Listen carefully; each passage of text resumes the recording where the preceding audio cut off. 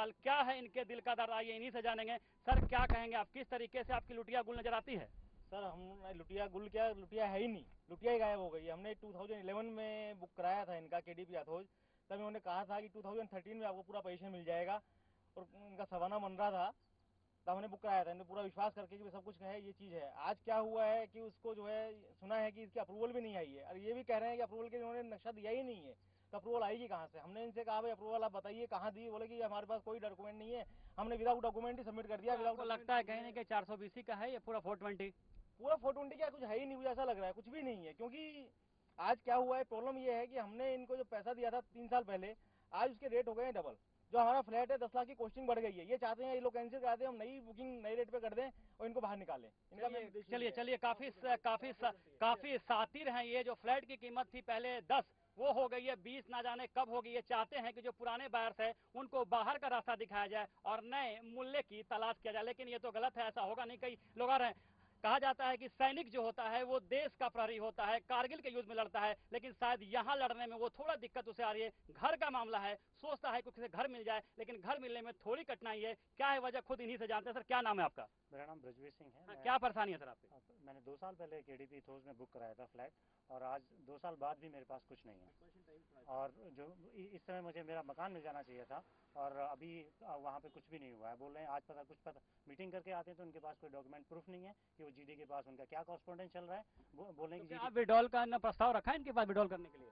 ये प्रपोजल देते हैं बार बार, जब भी इनको फोन करते हैं कि इंसिस्ट करते हैं कि आप अपना कैंसिल कराइए, लेकिन हम तो अब कहीं और जा भी नहीं सकते हैं, क्योंकि उस रेंज में अब कहीं पे फ्लैट नहीं है। लगभग 10 लाख रुपए कीमत बढ़ चुकी है। अब उतना डिफेंस वालों के पास उतना पैसा नहीं है कि कहीं और जाके वो लगा सके। चलिए, डिफेंस वालों के पास इतना पैसा नहीं, जाए तो जाए कहाँ, फ्लैट की कीमत दुगनी हो चुकी है। साहब चाह रहे हैं केडीपी वाले कि आप बाहर चले जाएं, लेकिन ऐसा होगा नहीं। कुछ और भी लोग इनसे जानेंगे। क्या है सर आपका हाल? सेम प्रॉब्लम है सर, वही 2 साल पहले बुक करवाया था, अभी तक कोई रिस्पांस ही नहीं मिलता है, और नेगेटिव रिस्पांस मिल रहा है। जब भी मिल रहा है कोई फोन नहीं है, कोई ईमेल। आपने कोई कानूनी कार्रवाई करने की बात केडीपी साहब से की है? अभी तक तो केडीपी साहब का कोई उच्च अधिकारी मिलता नहीं है यहाँ पे।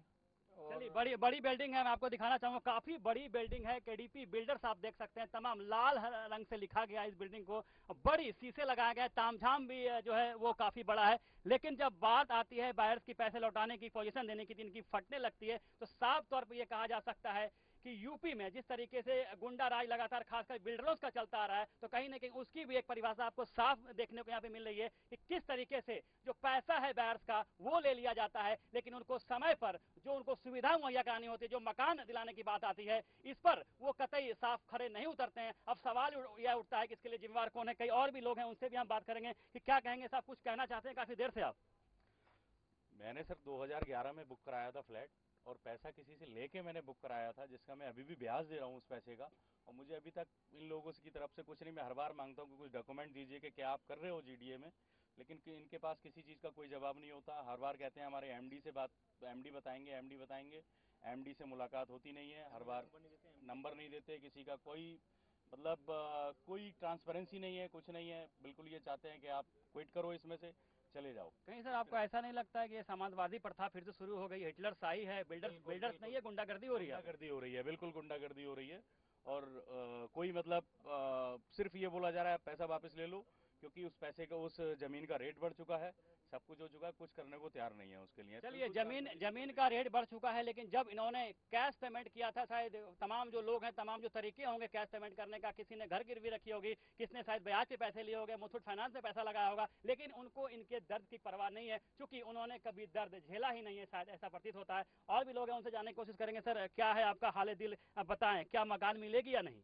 बयां तो कुछ कर ही नहीं सकते हैं, यही है, बार बार आते हैं, चक्कर काटते हैं, चले जाते हैं, कुछ नहीं मिलता है। हर बार डॉक्यूमेंट आगे की रणनीति क्या बनाई है आपने? अभी तो एक और मीटिंग फिक्स की है कि अगली बार एमडी से मिलवाते हैं, कभी मिलते तो है नहीं एमडी साहब। उसके बाद ये हमने आज बोला है कि अगली बार आप मिलवाइए, उसके बाद हम आगे और हेल्प लेंगे, लीगल एक्शन करेंगे, कुछ करेंगे, क्योंकि हम उस पैसे को वापस लेके भी कहीं इन्वेस्ट नहीं कर सकते हैं, क्योंकि जो प्रॉपर्टी उस समय पे मिल रही थी उसके 10 10% तक बेसिक में बढ़ चुका है, तो टोटल मिलाए तो 10 लाख के कॉस्ट जा चुकी है। चलिए, चाहत है एक छोटा सा मकान बन जाए, लेकिन ऐसा हुआ नहीं। और भाई साहब ये भी कुछ कहना चाहते हैं, क्या क्या कहेंगे सर आप इसको लेकर? मैंने भी इंटरेस्ट पे पैसा लेके लगाया था, लेकिन 2 साल तक कोई ना तो कंपनी से कभी कंफर्मेशन आया है कि क्या प्रोजेक्ट की पोजीशन चल रही है, आज तक अभी कुछ नहीं हुआ। चलिए, साफ देखा, आज तक कुछ नहीं हुआ, पैसे से झोली भर ली गई और तमाम जो लोग हैं, जो एसओटी के अधिकारी हैं, वहां तक पैसा चला जाता है, आपकी आवाज़ दबा दी जाती है। लेकिन शायद ये जनता की आवाज़ है, इसे आप दबा नहीं सकते हैं। फिलहाल समय हो चुका सुनो सरकार में एक छोटे से ब्रेक का। ब्रेक के बाद हम बताएंगे, वकील साहब से बात करेंगे कि किस तरीके से लीगल जो रास्ता होता है वो कहाँ जाए, किस तरीके से और कहाँ पे इसकी मदद लें।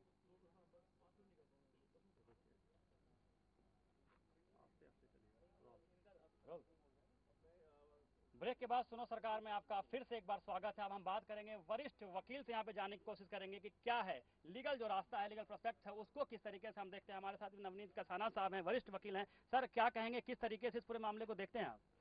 देखिए, जब मैं यहाँ पे आया मुझे जानकारी हुई कि केडीपी बिल्डर्स ने लोगों की बुकिंग की 2011 में। जानकारी के मुताबिक 600 लोगों की बुकिंग हुई थी। इसमें से जब हमें जीडी से जानकारी हुई कि इनका वहाँ पे कोई अप्रूवल नहीं है, इस प्रोजेक्ट का कोई अप्रूवल नहीं है, और लोगों को सिर्फ पैसे इकट्ठा करने के लिए उन्होंने बुकिंग्स की, एडवर्टाइजमेंट किया, होर्डिंग्स लगाए, रेडियो एफएम पे ऐड किया और लोगों से बुकिंग किया।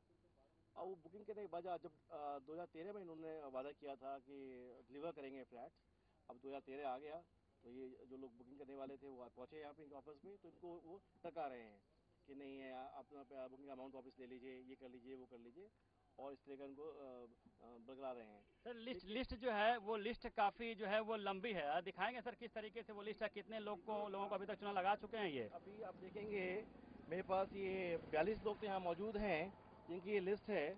इसमें से इन लोगों ने ये लिस्ट है 42 लोगों की, जिन लोगों का पैसा इन्होंने बुक किया और आज इनको फ्लैट नहीं दे रहे हैं। और इस तरह के काफ़ी लोग हैं, क्योंकि इनका जो प्रोजेक्ट है वो अप्रूव्ड ही नहीं है। और ये उत्तर प्रदेश सरकार के लिए भी एक चैलेंज है कि इस तरह से बिल्डर्स कैसे मतलब बिना अप्रूवल के और बिना नक्शे पास किए कैसे बुकिंग कर देते हैं और कैसे फ्लैट्स लॉट कर देते हैं।